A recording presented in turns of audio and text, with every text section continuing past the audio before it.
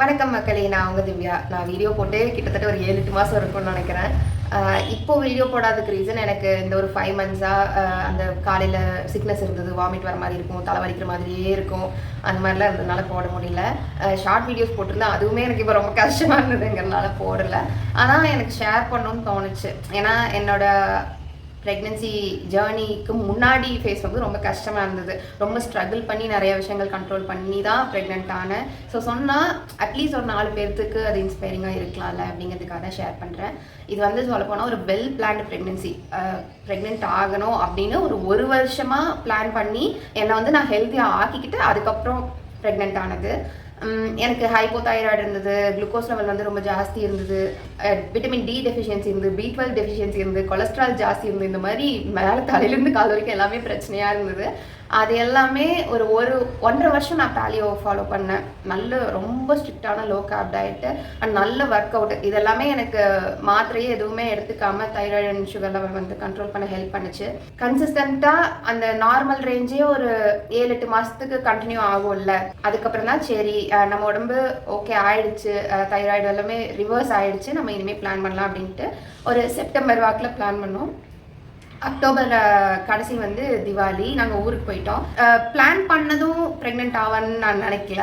எப்படியோ நிறைய டைம் எடுக்கும்ல சில பேர்த்துக்குலாம். அதுவும் செகண்ட் ப்ரெக்னென்சிங்கும் போது எனக்கு வேறு தைராய்டு இருந்துச்சு, சுகர் லெவல் ஜாஸ்தி இருந்தது, நிறைய ஹார்மோன் சம்மந்தப்பட்ட பிரச்சனைகள்லாம் இருந்ததுனால நான் நினச்சேன் ஓகே நம்ம திரும்ப ட்ரை பண்ண வேண்டியது இருக்குங்கிற மாதிரி நினச்சேன். அந்த திவாலி முடிஞ்சு நவம்பரில் பீரியட்ஸ் ஆக வேண்டியது அதுவே ஆகலை. ஸோ பெருசாக ஒன்றும் சர்ப்ரைஸ்டாக இல்லை நாங்கள் பிளான் பண்ணதுனால. ஆனாலுமே ஹாப்பியாக இருந்துச்சு. பரவாயில்ல, நம்ம பிளான் பண்ணதுமே எல்லாமே நடந்துருச்சு அப்படிங்கிற மாதிரி ஒரு ஹாப்பியாக இருந்துச்சு. எப்படியும் என் டயட் வீடியோஸ் நீங்கள் பார்த்துருக்கிறதுக்கு வாய்ப்பு இருக்குது. கிரேவிங்ஸ் எல்லாம் ரொம்ப கம்மி பண்ணி ஒரு 1.5 வருஷம் போட்ட எஃபர்ட்னு சொல்லலாம். அந்த 1.5 வருஷமாக ஆக்சுவலி நாங்கள் ப்ரெக்னென்சி பிளான் பண்ணல. ஏன்னா நான் ஹெல்தி ஆகிட்டு தான் நான் பிளான் பண்ணுவோம். அந்த பேபி வந்து ஒரு ஹெல்தி பேபியாக தான் வரணும் அப்படிங்கிறதுல நான் ரொம்ப கான்ஷியஸாக இருந்தேன். ஸோ இந்த ஜேர்னி, எனக்கு இந்த ப்ரெக்னென்சி விட அதுக்கு முந்தின ஜேர்னி தான் வந்து உங்ககிட்ட ஷேர் பண்ணணும்னு எனக்கு தோணுன விஷயம். இந்த ப்ரெக்னென்சி ஜேர்னின்னு பார்த்தீங்கன்னா நவம்பர் 2லேருந்து தான் ஸ்டார்ட் ஆச்சுன்னு சொல்லலாம். நவம்பர் 2 வந்து நான் பீரியட்ஸ் 2 நாளோ 3 நாளோ தள்ளி போனதுனால கார்டில் டெஸ்ட் பண்ணேன். எனக்கு வந்து actually regular periods 29 days once கரெக்டாக இருக்கும். ஸோ 2 நாள் போனோடனே எனக்கு ஒரு ஹாப்பினஸ் தான், கண்டிப்பாக கன்ஃபார்ம் ஆயிரும் தெரிஞ்சு தான் நான் டெஸ்ட் பண்ணனே. அதே மாதிரி பாசிட்டிவ் வந்தது. என் ஹஸ்பண்டுக்கும் பெருசாக சர்ப்ரைஸாக ஒரு எமோஷன்லாம் எதுவுமே இல்லை. ஏன்னா நாங்கள் பிளான் பண்ணது தான். ஓகே, ஆனால் ஹாப்பியாக இருந்தது 2 பேர்த்துக்குமே. ஓகே, இது நம்ம நினச்சோன்னே நடந்துருச்சு அப்படிங்கிற மாதிரி இருந்தது. அதுக்கப்புறம் மேரத்தான் போனது எனக்கு ரொம்ப டச்சிங்காக இருந்துச்சு. என்னென்னா நான் ஒரு செப்டம்பர்லேயே வந்து பிளான் பண்ணிவிட்டேன் நான் மேரத்தான் ஓடுறேன் அப்படின்னு. டெக்கத்லானோடது மேரத்தான் இருந்தது. அப்போது சரி நம்ம போகலாம் அப்படின்ட்டு. இவர் பயந்தார் கொஞ்சம். இப்போ தான் கன்ஃபார்ம் ஆயிருக்கு, நம்ம இன்னும் ஹாஸ்பிட்டல் கூட போகல, ஏன் மேரத்தான்லாம் போயிட்டு அப்படிங்கிற மாதிரி யோசிச்சாரு. நானும் போவோம், என்னாலும் பரவாயில்லன்ட்டு போனோம். எப்போ பிளான் பண்ணமோ அப்போருந்தே ஃபோலிக் ஆசிட் சப்ளிமெண்ட்ஸ் எடுத்துகிட்டு இருந்தேன் செப்டம்பர் லாஸ்ட்லேருந்து. ஸோ ஹாஸ்பிட்டல் போய்க்கலாம் அப்படிங்கிற ஒரு மைண்ட் செட் தான் இருந்துச்சு, நம்ம தான் சப்ளிமெண்ட்ஸ் எடுத்துக்கிறோம்ல அப்படின்ட்டு. அதே மாதிரி மேரத்தான் வந்து நவம்பர் 5 போயிட்டு 5 கிலோமீட்டர் ஓடி ஃபினிஷர் மெடல்லாம் வாங்கிட்டு வந்துட்டோம். ஹாஸ்பிட்டல் வந்து விமன் சென்டரே போகலாம் தான் பிளான். ஃபர்ஸ்ட் பேபிக்கு பார்த்ததுனால எனக்கு டாக்டர் சரண்யா வந்து ரொம்ப கம்ஃபர்டபுள். நம்ம என்ன சொல்கிறோன்னு கேட்டு நமக்கு ஏற்ற மாதிரி சொல்லுவாங்க. இப்போ எனக்கு சுகரே இப்போ ஏறினாலும் நீ என்ன பண்ணுற, ஃபுட்டில் கண்ட்ரோல் பண்ண முடியுமா, டேப்லெட் போகலாமான்னு நம்மக்கிட்ட கேட்பாங்க. எனக்கு அது ரொம்ப கம்ஃபர்டபுளாக இருந்தது. நீ மாத்திரை சாப்பிடு அப்படி இப்படின்னு பயப்படுத்தாமல் நல்லா நமக்கு ஏற்ற மாதிரி இருப்பாங்க. அதனால சரி அங்கேயே போய்க்கலாம் அப்படின்ட்டு அவங்க நம்பர் வந்து எங்கிட்ட இருந்துச்சு. விமன் சென்டரில் எல்லாமே நம்பர் கொடுத்துருவாங்க, ஒருத்தரோட டாக்டரோட அஃபிஷியல் நம்பர் இருக்கும்.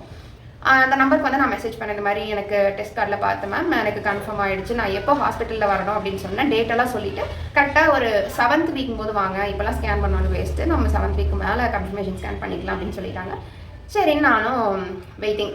இன்னும் 3 வாரமோ என்னமோ இருக்குது ஹாஸ்பிட்டல் போகிறக்கே. அது வரைக்கும் எப்படா ஹாஸ்பிட்டல் போகணும் ஒரு ஃபீல் இருந்தது. அதே மாதிரி 7th வீக் ஹாஸ்பிட்டல் போனோம். ஸ்கேன் பண்ணிவிட்டு கன்ஃபார்ம் பண்ணிட்டாங்க, பேபி நல்லாயிருக்கு, ஹார்ட் பீட் எல்லாம் நல்லாயிருக்கு அப்படின்னு சொல்லிட்டாங்க. ஜாலியாக இருந்துச்சு. பிளட் டெஸ்ட் வந்து நான் செப்டம்பர்லேயே ப்ரெக்னன்சிக்கு முன்னாடியே எடுத்திருந்தேன். அதை பார்த்துட்டு எனக்கு பிளட் டெஸ்ட்லாம் வேணாம்னு சொல்லிட்டாங்க. அதுக்கப்புறம் வீட்டுக்கு வந்துட்டு அம்மாட்ட, மாமியார்கிட்ட, அக்கா தங்கச்சிஸ் கிட்ட, பெரியம்மா கிட்ட எல்லாத்துக்கிட்டையும் சந்தோஷமாக சொல்லியாச்சு. நெக்ஸ்ட் ஒரு 2-3 வீக்ஸ்லேயே என்னாச்சுன்னா எனக்கு முடி வந்து இங்கே சிக்கு விழுந்துச்சு அப்படின்னாலே எனக்கு தைராய்டு ஜாஸ்தி ஆகுதுன்னு அர்த்தம். எனக்கு அந்த மாதிரி ஆச்சு. என்னடா நமக்கு தைராய்டு ஜாஸ்தி ஆகுதோ அப்படின்னு சொல்லிட்டு நெக்ஸ்ட் டேவே எனக்கு அந்த முடி எப்போ சிக்காச்சோ, இங்கே சிக்காகும். முடியல தானே சிக்கு விழுவும், ஆனால் எனக்கு வந்து இங்கே சிக்கு விழுந்துச்சுன்னா தைராய்டு அப்படின்னு குறைதோ ஏதோ ஒரு பிரச்சனை அப்படின்ட்டு கண்டுபிடிச்சிக்கலாம். நெக்ஸ்ட் டேவே இங்கே பக்கத்தில் லேபர்னா இருக்கார், அவர் கூப்பிட்டு செக் பண்ணால் அதே மாதிரி தைராய்டு வந்து 5.1 இருந்தது.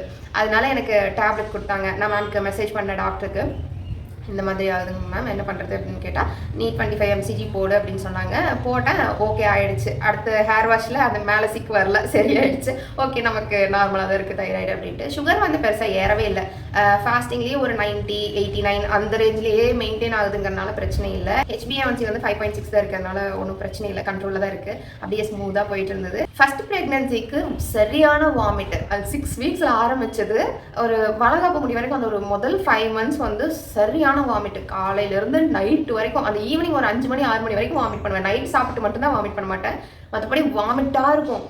டயர்டாயிரும், வாமிட் பண்ணியே டயர்டாயிரும். வாமிட் பண்ணிட்டே இருக்கிறது ஒரு மாதிரி கப்புன்னு இருக்கும் வயிற்றுக்குள்ள, பசிக்கவே பசிக்காது. எனக்கு டான்சில் வேற சர்ஜரி பண்ணியிருந்ததுக்கு அப்படியே மூக்கில் ஏறிடும் நேராக வாமிட்டு. வாயில் வாமிட் வராமல் மூக்கில் வாயில் எல்லாத்தையும் சேர்த்து வரும். தலை வரைக்கும் அப்படியே ஏறி ஜிவ்வுன்னு அவங்கள தலையெல்லாம் அப்படியே இருக்கும். அந்த ரேஞ்சில் மோசமாக இருந்தது ஃபர்ஸ்ட் ப்ரெக்னன்சி வாமிட். இந்த தடவை வாமிட் அவ்வளோ இல்லை.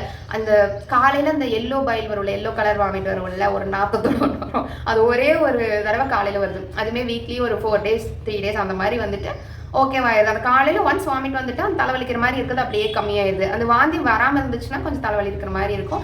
பட் ஓகே, ஃபர்ஸ்ட் ப்ரெக்னன்சிக்கு வாமிட் வந்து எவ்வளவோ பரவாயில்ல. இந்த தடவை எனக்கு பசிக்குது. ஃபர்ஸ்ட் ப்ரெக்னன்சியில் எனக்கு பசிக்கவே பசிக்காது. கடமைக்கு டைமுக்கு அலாம் வச்சு சாப்பிடுவேனே தவிர இந்த தடவை தான் பசிச்சு ஆசையாக சாப்பிட்றேன். அதே மாதிரி ஃபர்ஸ்ட் ப்ரெக்னன்சிலையும் எனக்கு காரம் கிரேவிங்ஸ் இருந்தது.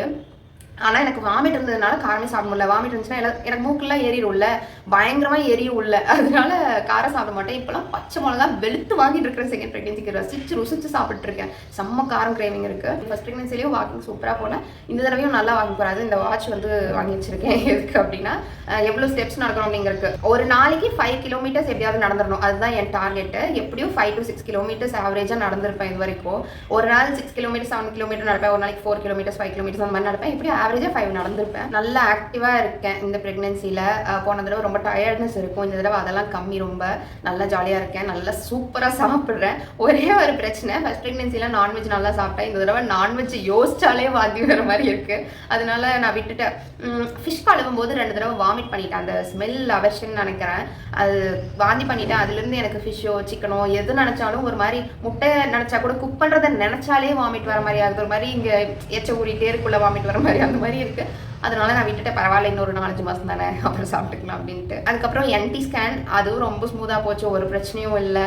அதுக்கப்புறம் திருப்பி 5th month இப்போ அண்ணாமலை வந்து போன வாரம் தான் முடிஞ்சுது, 15th முடிஞ்சுது. அதுவுமே சூப்பராக போச்சு, ஒரு பிரச்சனையும் இல்லை. நடுவில் வந்து எனக்கு ஆல்ரெடி சுகர் இருந்தது, டைப் 2 இருந்ததுங்கிறனால ஹார்ட் பீட் செக் பண்ணலான்னு, பேபி செக் பண்ணலாங்க, எல்லாமே நார்மலாக இருக்குது. அதனால எனக்கு அப்பாடான்னு இருக்குது. லாஸ்ட் டைம் எனக்கு என்ன பிரச்சனையாக இருந்தால் கோவிட் டைம் அப்படிங்கிறனால ஹாஸ்பிட்டல் போகிறனா கூட நம்ம பெர்மிஷன் வாங்கிட்டு போகிற மாதிரி இருந்தது. இந்த தடவை அப்படி இல்லை, ஜாலியாக இருக்குல்ல. ரொம்ப பயமாக இருந்துச்சு அப்போது ஃபர்ஸ்ட் ப்ரெக்னன்சியில்.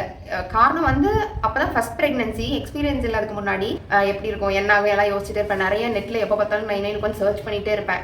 இது எதுனால, அது எதுனால, சும்மா ஏதாவது இத்தினோண்டு வயிறு வலிச்சா கூட எதுனாலன்னு செக் பண்ணிட்டு இருப்பேன். இப்போ அப்படியெல்லாம் இல்லை. இப்போ எனக்கு வயிறு வலிச்சனாலும் தெரியுது, கேஸ் வயிற்று வலி, இது வந்து ஹீட்டுக்கு வயிற்று வலி அப்படியெல்லாம் தெரியுது. அதனால கொஞ்சம் அப்பாடான்னு இருக்கேன், அவ்வளோதான். பெருசாக வேறு எந்த டிஃப்ரென்ஸும் இல்லை.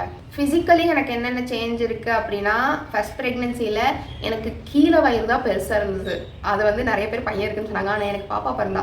எனக்கு வந்து இப்போ மேல் வயிறு தான் பெருசாக இருக்குது. எனக்கு இப்போவும் பாப்பா பிறக்கணும்னு ஆசை. பையன் பிறந்தாலும் ஒன்றும் பிரச்சனை இல்லை, பட் பாப்பா பிறக்கணும்னு ஆசை. அதுக்கப்புறம் ஃபர்ஸ்ட் ப்ரெக்னன்சியில் இந்த இதெல்லாம் எதுவுமே வரல.